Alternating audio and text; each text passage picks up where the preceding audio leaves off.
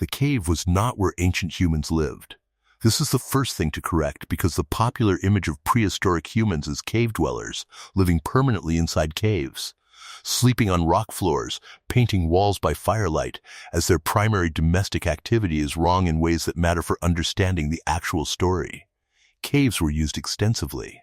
The archaeological evidence for human cave use is rich, detailed, and extends back hundreds of thousands of years. The Lascaux paintings, the Altamira bison, the handprint stencils of Sulai, the Hearth's Wonderwork cave in South Africa. These are not the marks of people who happened to pass through. They are the products of sustained human engagement with cave environments. In some cases, over very long periods, but engagement with a cave is not the same as permanent residence in a cave.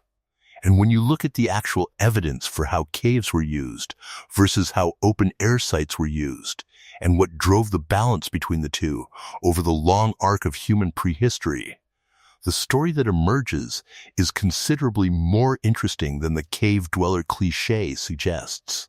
The question of why ancient humans abandoned caves is actually the wrong question.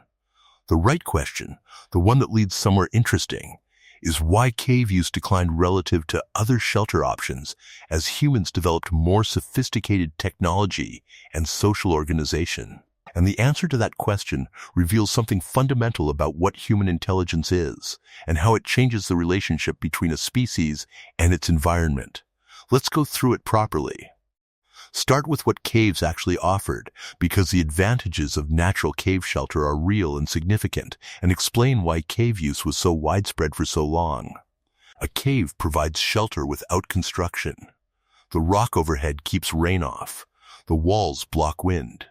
The earth at depth maintains a temperature that is cool in summer and relatively warm in winter. The thermal mass of the surrounding rock buffers temperature extremes in ways that open-air environments cannot. A cave entrance that faces away from the prevailing wind and the direction of worst weather provides the most basic protection available in the landscape without any investment of labor or material. For a mobile foraging group operating with limited carrying capacity, this matters. Every resource a group carries costs energy to transport. A shelter that exists in the landscape and requires nothing to use is a resource that doesn't have to be carried or constructed. In environments with available caves, using them made immediate energetic sense. Caves also provided defensibility. A cave entrance narrows the approach. Predators or rival groups cannot surround a cave using group the way they can surround a group sleeping in the open. The entrance can be monitored, defended, and if necessary, blocked for groups without constructed fortifications. A cave entrance represented a natural defensive asset that reduced the vigilance cost of nighttime rest. And then, there is fire. A fire inside a cave reflects heat off the walls and ceiling in a way that a fire in the open air cannot. The cave concentrates radiated heat, making a smaller fire more effective for warming a group than an equivalent fire in the open. In cold climates, this thermal efficiency of fire inside an enclosed space made caves dramatically more effective as thermal refugia than any open-air alternative available before sophisticated shelter construction. These advantages are why cave use was so persistent and so widespread. They are also why the shift away from caves when it came required something that caves could not provide, something that was worth trading these advantages for. Now let's talk about the limitations of caves, because every advantage of the cave comes paired with a corresponding disadvantage. And understanding the disadvantages is the key to understanding why cave use declined. Caves are fixed in location. You can't move a cave. A group whose food resources require them to range across a large area following seasonal prey migrations, exploiting different plant resources at different times of year, cannot always time their movements to coincide with cave availability. The landscape's distribution of caves is determined by geology, not by food resource distribution. A good foraging territory may have no caves or caves in the wrong locations, or caves that face in thermally disadvantageous directions. This mobility constraint was not a trivial limitation for highly mobile foraging groups. The core advantage of the foraging lifestyle, The ability to move to where resources are rather than waiting for resources to come to you is compromised by attachment to fixed locations. Caves, for all their shelter advantages, imposed a degree of location fixing that conflicted with the flexible mobility that foraging required. Caves are also shared with other species, not by invitation.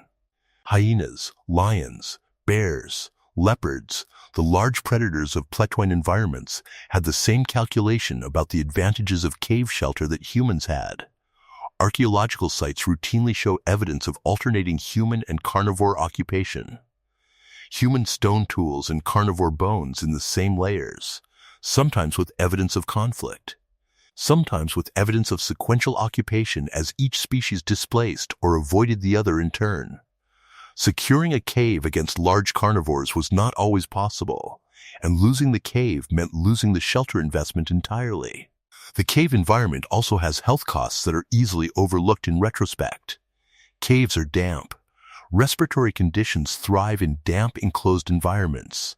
Parasites that live in soil and organic matter, ticks, fleas, intestinal parasites accumulate in cave floors that are used repeatedly over time. The accumulation of waste products in cave floors, human, animal, and organic food waste, creates pathogen concentrations that become more dangerous as the occupation density and duration increase. Cave floors that have been used intensively for long periods are not hygienic environments by any measure, and caves are not where the food is. A group based in a cave still has to leave the cave every day to forage, to hunt, to gather water, to collect fuel for fire. The cave is the sleeping and weather refuge location, not the activity location. Every day of cave-based life involves a return journey from wherever the day's activities took the group back to the cave. If the day's activities take the group far from the cave, the return journey is long. The fixedness of the cave imposes that return journey, whether or not it is efficient for that day's particular foraging pattern. Now, let's talk about what replaced the cave, the constructed shelter, and why its development was one of the most consequential technological transitions in the entire prehistory of the species. Constructed shelter is a shelter you can put where you need it. This is the core advantage, and it is enormous.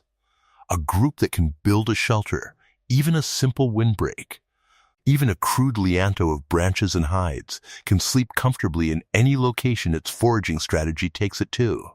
The optimal campsite is no longer constrained by geological accident. It is wherever the group decides it should be. The oldest confirmed constructed shelters date to approximately 400,000 years ago at the site of Terra Amata in France. Post holes and stone arrangements that suggest a simple windbreak or lianto structure. More secure evidence comes from Ohalo II in Israel approximately 23,000 years ago, where the remains of 6 brush huts have been found preserved by charming with hearths, stone tools, and plant remains that indicate a structured, organized campsite. This was not a cave. It was a deliberately planned settlement in a location chosen for its resources, the shores of the Sea of Galilee, rather than its geological features. The development of constructed shelter required both technological capability, the ability to cut, shape, and assemble materials into stable structures, and the organizational complexity to coordinate the construction effort across multiple individuals. Simple windbreaks require little coordination.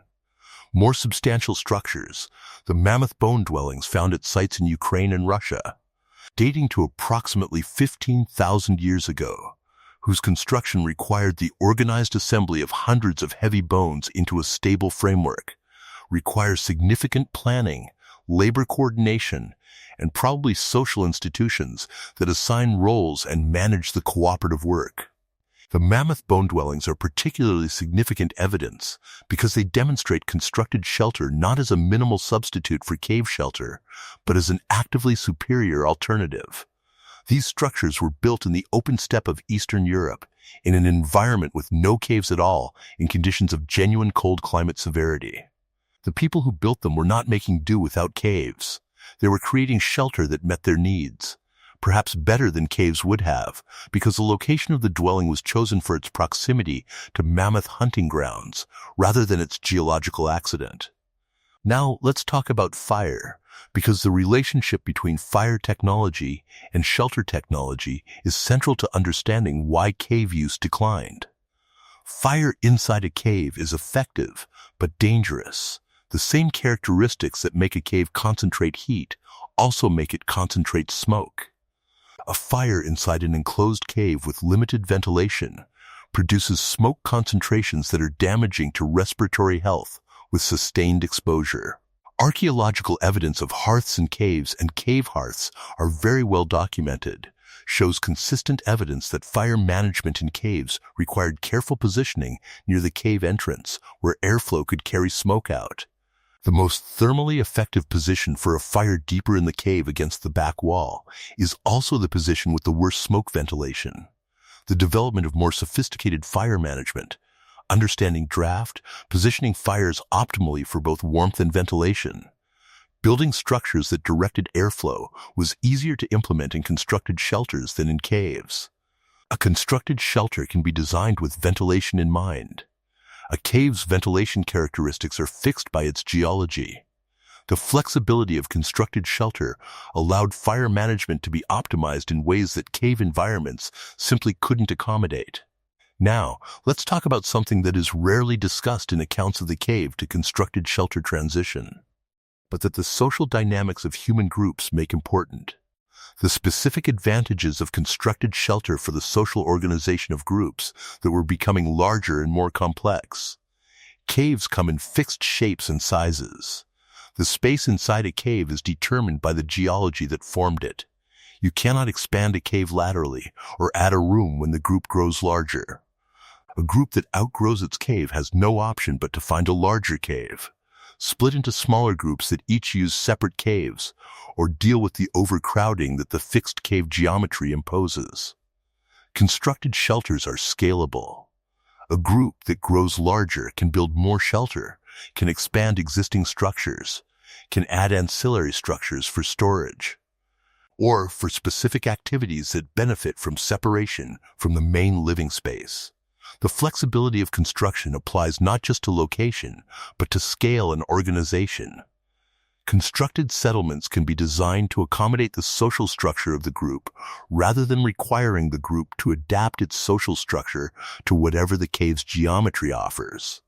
This scalability became increasingly important as human groups developed more complex social structures, more elaborate divisions of labor, and more differentiated use of space for different activities. The workshop function, specialized space for tool production, hide processing, or other manufacturing activities, is documented at constructed open-air sites in ways that it rarely is in cave sites, suggesting that the spatial organization of activity was more deliberate and more differentiated in constructed settlements than in cave environments. Let's also address something that is almost entirely absent from popular accounts of the cave to shelter transition, but that the archaeological evidence consistently points toward the role of clothing and bedding in reducing the thermal advantage that caves previously provided.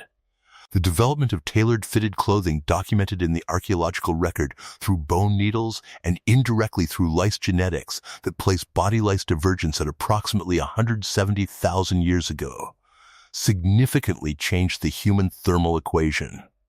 A person wearing well-fitted layered clothing in a constructed shelter with a well-managed fire was thermally protected against conditions that would have been dangerous to an insufficiently clothed person in a cave without fire.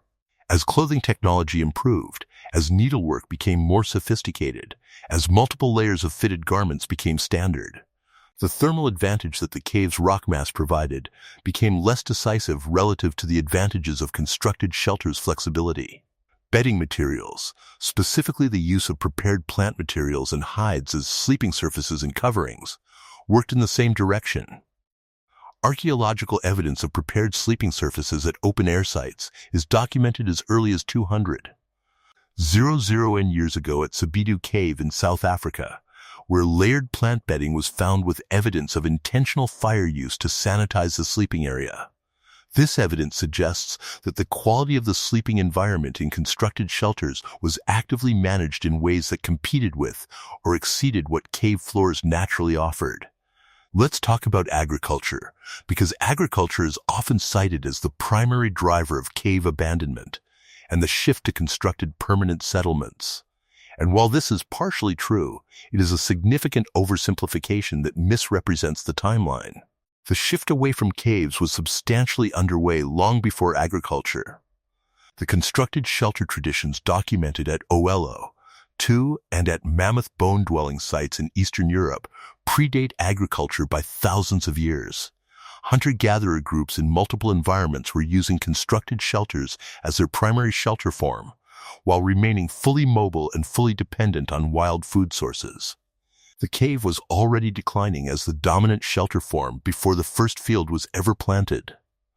What agriculture did was change the scale and permanence of constructed settlement, not initiate it. Agricultural communities required permanent structures because permanent settlement was the agricultural lifestyle's defining feature. You cannot harvest a field you abandoned months ago to follow a herd. The permanent, substantial constructed buildings of early agricultural villages represent a continuation and intensification of a shelter. Construction tradition that was already established applied to a new lifestyle that required permanence in ways that mobile foraging did not. The earliest confirmed architecture, structures that appear to have been purpose-built for functions beyond simple weather protection, appears at Göbekli Tepe in southern Turkey, approximately 12,000 years ago, arguably just before or at the transition to agriculture in that region. The massive stone pillars arranged in circles at Göbekli Tepe were almost certainly not domestic dwellings. They are too large, too labor-intensive, and too ceremonially elaborated to serve simply as shelter. They represent the application of construction technology to social and ritual purposes, which is itself significant evidence that construction capability had developed well beyond the minimum required for shelter. Now let's talk about the cultural dimension, because caves were not just shelter. By the way, if you want to go even deeper into the secret lives of ancient humans, I just launched a full course called The Secret Lives of Ancient Humans. 10 modules, 3+ hours of content covering everything we never talk about on YouTube. What they feared, how they communicated, what hunted them, and much more. Plus, an exclusive PDF guide included. Link in the description. See you inside. There were also ritual spaces, communication spaces, and the location of some of the most significant cultural production in the entire Paleolithic record. And this cultural use of caves, distinct from their shelter use, tells its own story about why humans remained engaged with caves, even as the shelter function declined. The cave paintings of Western Europe at Chauvet, at Lascaux, at Altamira, at Neo, at dozens of other sites were not made in the parts of the caves where people slept.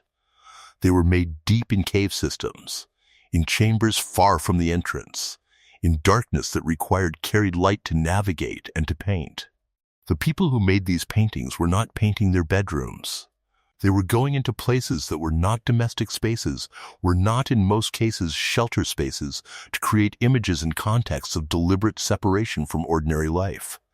The cave as ritual space is a different use from the cave as shelter, and its persistence long after cave shelter was being replaced by constructed alternatives reflects the cave's specific properties as a ritual environment.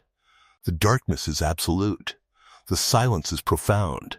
The separation from the outdoor world is complete. The cave offers a quality of environmental separation from ordinary reality that constructed spaces rarely replicate.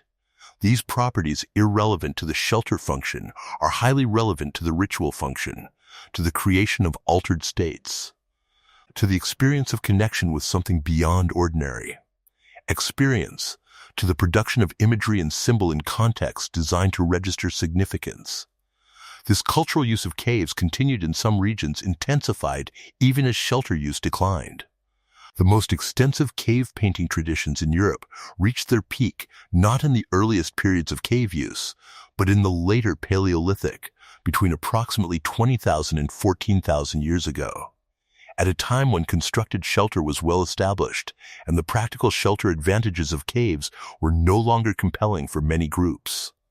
People were going into caves to create culture at exactly the time they were leaving caves as domestic spaces.